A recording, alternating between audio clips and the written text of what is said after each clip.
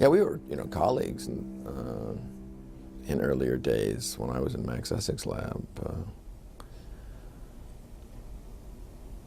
He and the woman who got her doctorate with me in Max's lab, we shared an office, and she went off to Gallo's lab, and I went back to CDC. And when this thing, because I had respect for Bob and I was pulling Max and I were pulling him into. He could care less about the AIDS at that time, and we needed the help of because there was no resources at all to deal with it, and we needed his lab help and expertise, and he was just totally not interested. And then he started getting interested, and he just started. He's not a collaborator. As long as you play his in his team as he the captain, he's fine.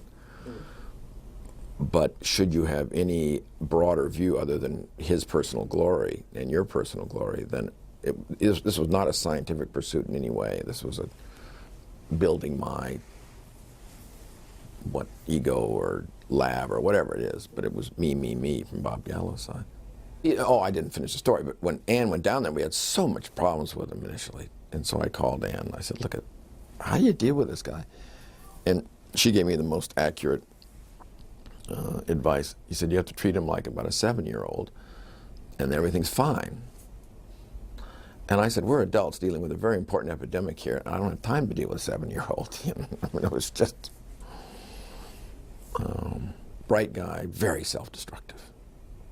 And he made a huge mistake on this thing. And if it weren't for his incredible pursuit of power and the Reagan administration, he would have lost all credibility in the scientific community just for stealing somebody's virus. I mean, what do you mean pursuit of power in the Reagan administration?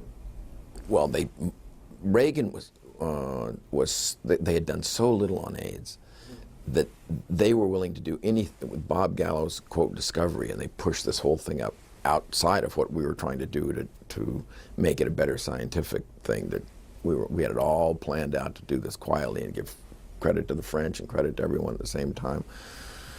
And then they had this press conference in total violation of what the agreement was that we had in Paris. And I think Bob maybe have wanted that anyway, but he got pushed by the Reagan administration that wanted to do something on AIDS finally.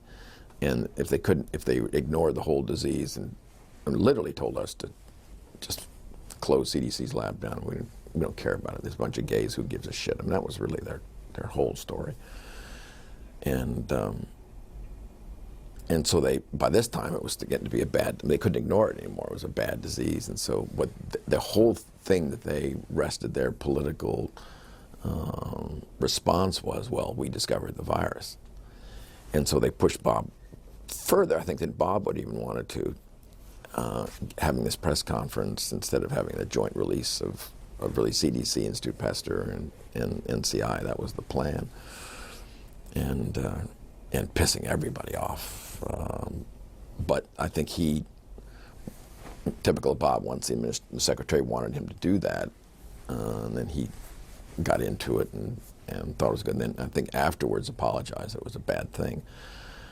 But by that time he just went crazy, and attacked everyone he could find, me and everyone else, and the French. And yet the reality is, as time went on, it was clear that probably Mika Popovic in his lab just took the French virus and threw it into these cultures. And since it was adapted for cultures, it was the French virus. And then they stole electron micrographs. I mean, it was just horrible. Any other person probably would have been kicked out of science. But he was so aggressive, and he will never give up. So if it wasn't for his power, do you think he would have gotten off the charges? Because I know they found him guilty of scientific misconduct twice. Yep. And then they let him go. Yep. Very bizarre.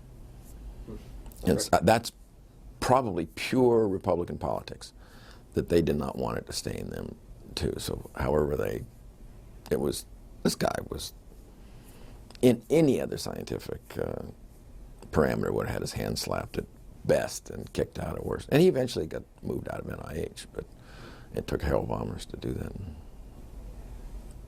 Is it true that only a handful of people were allowed access to Gallo's virus for research? Yes. And that numerous restrictions accompanied the virus? Yes. Can you talk about that a little bit? Bob Gallo's philosophy was to have people to whom he would give the virus be in his own control, so that any information that came out of that would come through him, so that he got all the information. Indeed, often put his name on publications and would, quote, collaborate with them, but it was more of a